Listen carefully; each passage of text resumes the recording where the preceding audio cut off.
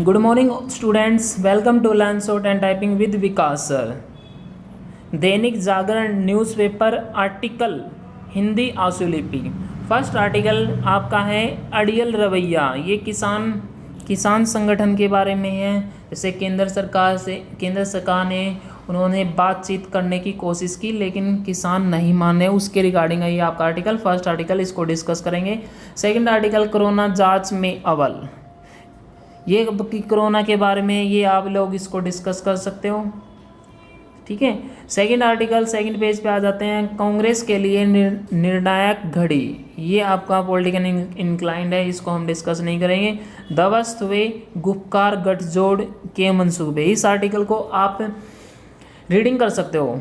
इस आर्टिकल में काफ़ी कुछ नए पॉइंट है, इसको आप रीडिंग कर सकते हो। सेकंड आर्टिकल आपका उपभोक्ता हितों का संरक्षण, इस आर्टिकल को हम 80 वर्ड पर मिनट्स की इसकी स्पीड कराएंगे। ओके, चलो ये फर्स्ट आर्टिकल देख लेते हैं। हमारा 100 वर्ड पर मिनट्स होगी इसकी स्पीड। Be ready, start. केंद्र सरकार के बातचीत के प्रस्ताव पर तथाकथित संयुक्त किसान मोर्चे की ओर से यह कहना अड़ियलपन के अलावा और कुछ नहीं कि पहले कृषि कानूनों को वापस लिया जाए।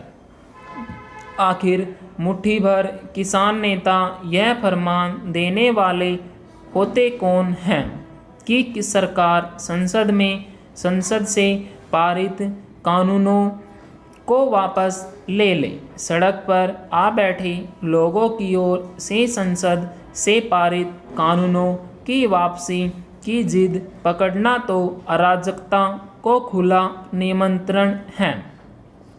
यदि कल को कोई अन्य समूह संगठन 10-20 हजार लोगों को लेकर दिल्ली में डेरा डाल दे और किसी कानून को वापस लेने की मांग करने लगे तो क्या उसे भी मान लिया जाना चाहिए?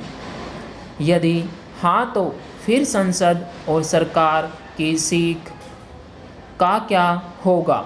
यदि नहीं तो फिर किसान नेताओं की कृषि कानूनों की वापसी की मांग क्यों न माना जाए, और वह भी तब जब उनमें से कुछ तो किसान नेता भी नहीं कहा जा सकता।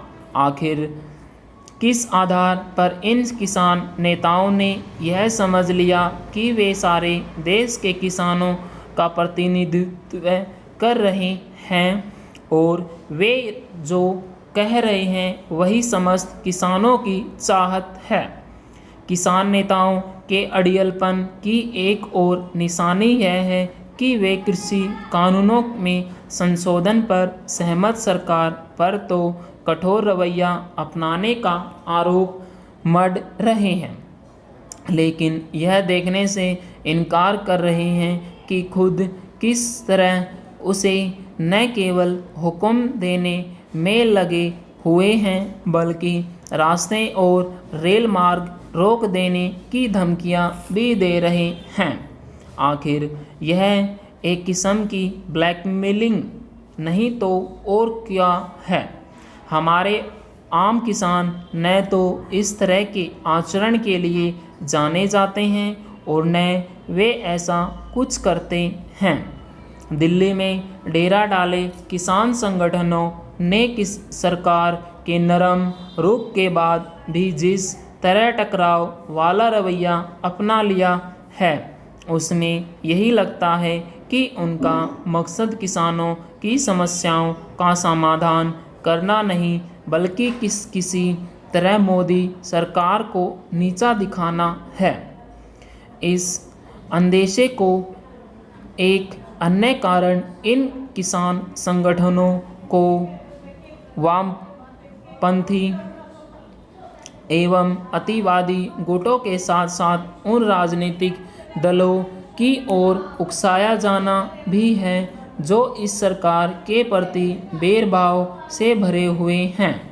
अब तो इसी भाव से भरा मीडिया का एक हिस्सा भी किसान संगठनों को हवा देने और ऐसे बेजा दलीलें पेश करने में जुटा गया है कि किसानों को भरोसा हासिल करने के लिए सरकार को कृषि कानूनों को वापस लेने को घोषणा करनी चाहिए।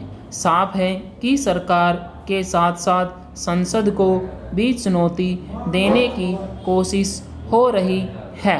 पूर्ण विराम। स्टूडेंट ये आपके 350 वर्ड्स हैं, इसको आप टाइप कीजिए। टाइप करने के बाद इसको आप मैच कीजिए। Thank you very much. Have a good day.